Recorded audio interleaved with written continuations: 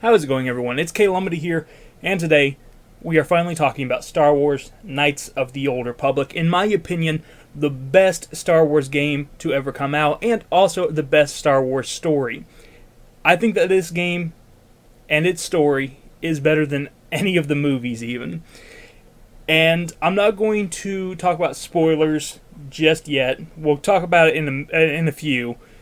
But first, I'll just talk about the gameplay and the basic premise of this game, and then I'll talk about spoilers here in a little bit, because I do want to talk about the story, and I do want to talk about the big reveals. This game, though, starts off with you basically picking your soldier class, or you can pick a soldier class, you can pick a scout class, or you can pick a scoundrel, and you are on a mission to find Bastila, who is a Jedi who has battle meditation. And this Jedi, Bastila, is basically a legend among the Jedi because she is able to use battle meditation, and this force power lets her basically control the entire flow of battle using the force. And she's also the Jedi who took down the famous Darth Revan. But now that Darth Revan is out of the way, Darth Malak has taken his place, his apprentice, and it's your job to find Bastila and to take down Darth Malak. And we get to go to a ton of planets to do so. Malak is after something called a Starforge. The Starforge is basically, instead of the Death Star, which is something that destroys a planet, the Starforge is actually a creator. It creates fleets. It's something that I was really hoping was going to end up being in the sequel trilogy, because when they showed the Emperor and they were talking about how he's building fleets, massive fleets, I was just like, oh, this could be the Starforge, but of course it wasn't. It ended up not being the Starforge, which is really unfortunate because it would have been such a cool moment to bring that into the fold. But the Starforge is a really cool ancient technology. It's built by an ancient alien empire that used to basically enslave planets, and they controlled a ton of planets. They basically enslaved the entire galaxy, and they were ruling the entire thing until a plague hit them and wiped the majority of them out. But the Starforge is still out there. Malak is after it, and you have to stop Malak from getting it, because he's going to get it, and he's going to make a brand new Sith Empire. And along the way you have to find the Starforge is by stopping at different planets and finding pieces of a map. And if you find all the pieces of the map, then you will be able to go towards the direction of the Starforge. And these planets include Tatooine, Korriban. Korriban is the Sith planet, which now in canon is named Morabin. I think they should have kept it Korriban. Korriban sounds so much better than Morabin, but still, whatever. Korriban is a Sith planet, and you actually get to check out a Sith Academy while there, and a bunch of ancient Sith tombs, which is really cool. It's really was my first experience going into what a Sith Academy, would have been. It's your first. I can't think of another game that really does it, and maybe there's another one, I just haven't played it, but you actually go inside the Sith Academy, you train as a Sith, you see what it's like to train as a Sith, you see what they appreciate, you see how they act, and it just gives you a little bit more insight to how the Sith work. Even in their training, how ruthless they are. They really, and the Sith, on Korriban, in the Sith Academy, they really promote you going and attacking your fellow Sith, because to them, hey, that's good. It shows that you are thirsty to get more dark side points. It shows that you are thirsty to go to the top and to be the Sith Lord. To them, it shows that you have desire and you have a lot of just, I'm just trying to think of the word for it. You have a lot of aspiration, and they appreciate that. They appreciate that. They want you to have that. They want you to have hate. They want you to have anger. They want you to do all this stuff. And in the Sith Academy, you get to basically either blend in as a Sith or kind of work alongside the Sith and be like, hey, you know what? I'm going to go ahead and use the dark side here, because why not? You get to pick your decision of whether you're going to become light side or dark side. In this game, it gives you some pretty good options when it comes to dark side and light side. You can help, solve an entire planet's problem and basically save this ancient shark on one planet. Or you can poison the water supply. It's just like, okay, that's a pretty big difference. But I like that. It gives you a lot of option there. And there's a lot of other scenarios like that as well. You can turn people either from the dark side onto the light side, or you can just kill them where they stand instead, and that that will determine whether you're getting dark side points or light side points. And as you go along on your journey, you go from being just a soldier going to these different planets to being a Jedi. You do eventually figure out how to be a Jedi, and you get to use force powers, you get to use your lightsaber and stuff. However, on this run, I decided to use mainly blasters, because I had never done a blaster version, a blaster playthrough. And let me tell you, it's actually easier than doing the melee playthrough. Using a blaster in this game, like, I felt invincible, honestly. Especially if you have, like, two other people who are melee, and you're just standing back with, like, a super upgraded weapon. Then, they're they're distracting the enemy, and you're just standing back away from the enemy, just blasting them with the rifle, and it's so much easier. And something I did want to bring up is that on this version, you actually get to go to Yavin, which was not something that was available on the original Xbox version that I played, because I played it on the 360, and there was no way to play the Yavin on there. But on this, they restored it and they put it back in there. And you get an extra little side mission for going to Yavin Forest, the space station above Yavin. You get an extra little side mission, and you also get a lot of extra stuff you can buy. You get new lightsaber crystals you can buy, like an orange one and just a different shade of blue one. You get really powerful weapons that you can buy. That's where I got the blasters from, because the blasters from there are super powerful. There's armor and a bunch of other stuff that you can get there. So keep that in mind. Go to Yavin.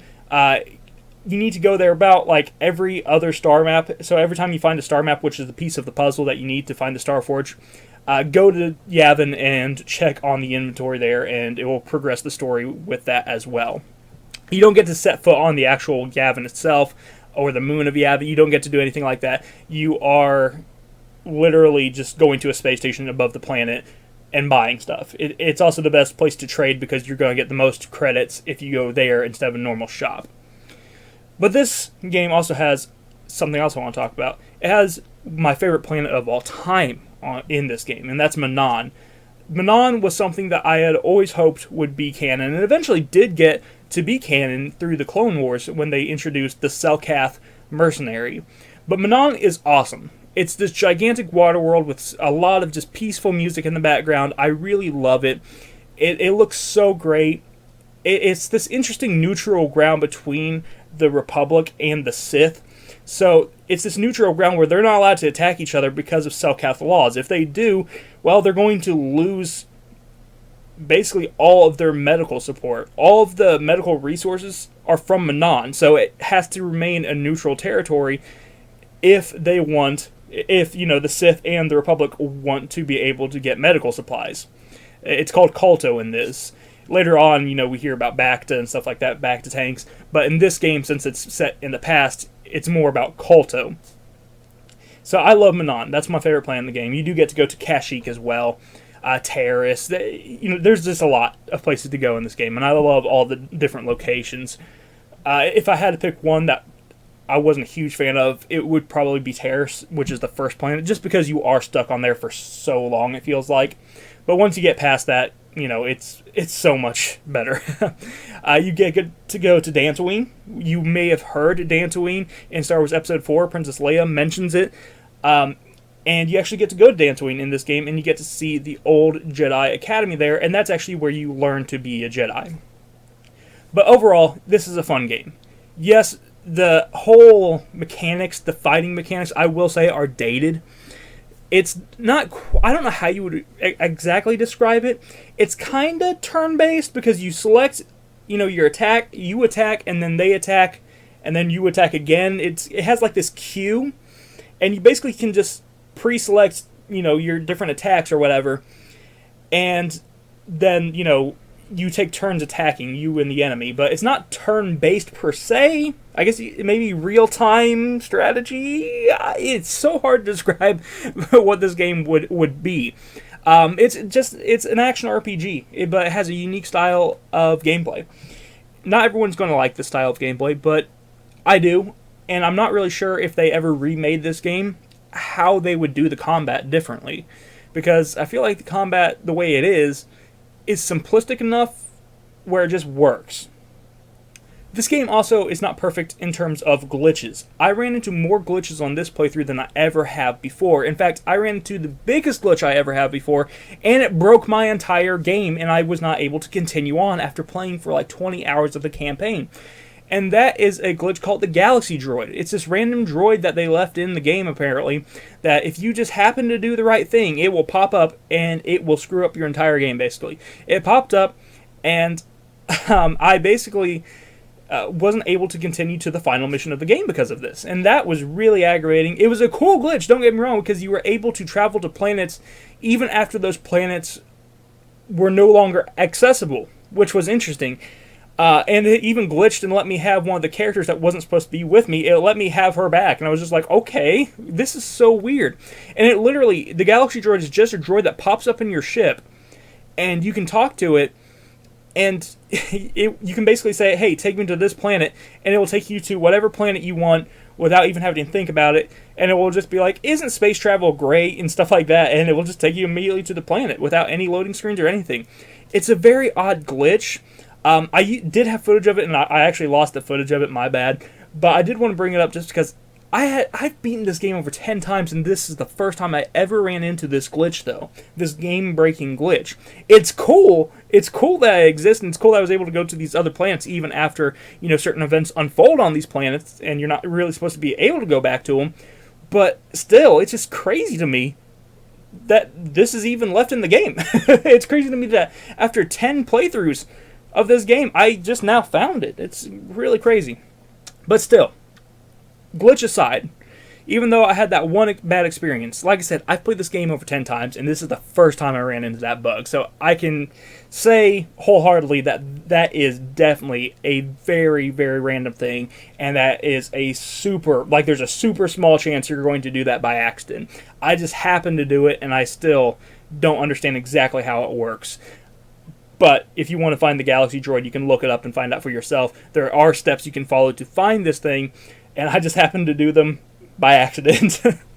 I also ran into a glitch where it turned my character into like a complete dark side character, even though I wasn't even dark side. I was actually fully light side on that character. And it also has to do with the Galaxy Droid thing. Again, it's all part of that, and I still don't understand how it works. I don't understand why it broke the game so bad, but it did.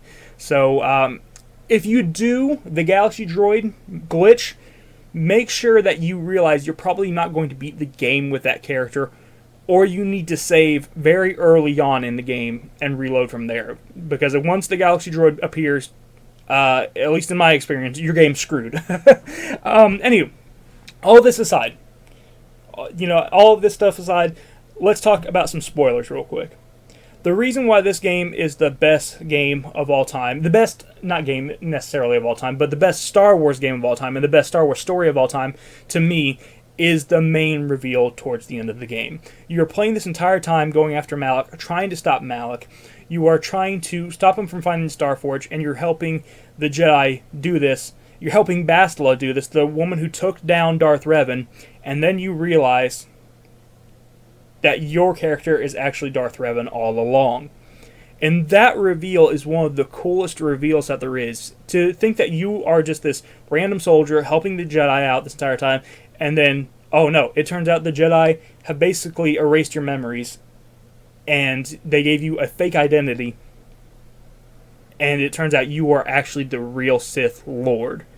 That is one of the coolest twists of all time, and I absolutely love that twist. It's great. Absolutely great, and I can't say enough good things about the story in this game. I love the story. I love the characters. You get to meet HK-47, a droid that calls every human being a meatbag. I love that. And he actually was Revan's original droid, and he still calls people meatbag because Revan was the one who programmed him to do that. You get to meet all sorts of cool characters in this. You get to meet a character named Karth. He's kind of a dirtbag in a way. He's a jerk, really. But once you finally help him enough, he finally stops being a jerk towards you, and he's actually somewhat cool. You get to meet Mission and her Wookiee friend Zalbar. You get to meet Kandris, who is a future, basically leader of the Mandalorians. He's a future Mandalore, and you get to meet Juhani, who's an ex-Jedi, or not an ex-Jedi, I'm sorry, she is a Jedi. The ex-Jedi is Jolie Bendo. You get to meet him, and he is an ex-Jedi. And he's pretty cool, though. He's just an old fart that, he's a cool old fart, you know. He has a bunch of old Star Wars Jedi tales that he'll tell you, you know, about his time when he was younger and in the Jedi Council. He'll tell you about, you know, why he left the Jedi Council and a bunch of interesting stuff like that. There's a whole lot of lore in this game, and I really wish a lot of this game was canon. Revan actually is canon now, but it was done in one of the weakest ways possible. There's literally just a ship named Revan in one of the new movies. It's just like, come on, give us a Revan story. But the more I think about it, the more I think that maybe this game should be left untouched. Maybe there shouldn't be, you know, any sort of series made of this. Maybe there shouldn't be a movie made of this. A movie would have been the way I would have done it, a trilogy of Knights of the Old Republic. But maybe it just shouldn't be done, because I don't think that they could do it right. I'm worried that if they touch it, they're going to mess it up. And this is a really popular story among Star Wars fans, especially us retro ones, especially us that grew up, you know, in the 2000s. This is a very nostalgic game, and I'm worried that about what would happen if they touch this. And also, it's hard to give Revan a face. You would basically have to have Revan, you know, in his mask the entire time. Because Revan's a creative character. He's kind of like a self-insert. You put yourself in the shoes of Revan, so how can you make this character, you know, give him a face? You know, you would basically have to have Revan almost in the story, but not say any words whatsoever, and basically have Malik communicate everything, just because you don't really want to give Revan his own identity, unless you go the Star Wars The Old Republic way. They gave him his own identity and made Revan, you know, this white guy with like a long black hair and a beard and stuff. But I'll be honest, I didn't really like it when Star Wars The Old Republic did that, because to me that felt like it was taking away from your decisions in that game. It was taken away from being a self-insert. It's no longer a self-insert, which I didn't really like when Star Wars The Old Republic did that. So to me, this is something that honestly is better left in the past. I love this game, and I definitely think that it's worth playing to this day, but I just don't think that they should do any sort of remake of this game. I don't think they should try to retell this game through a movie or a series, because I just think that they would mess it up personally. But overall, I still think you should go play Star Wars Knights of the Old Republic on the Xbox Series X, or you can play it on PC as well. You can play it on the original Xbox, and you can also play it on Xbox 360. It's backwards compatible. So go check this game out, and you can play it on Xbox One as well. You can play it on all of the Xboxes, basically. The entire Xbox family, it's playable on. Go check it out. Just make sure you save often, just in case of glitches and stuff like that, because it's not perfect. It is glitchy, but it's still a fun time. Thank you guys for watching. I'll talk to you next video. You have a fantastic day. Bye-bye.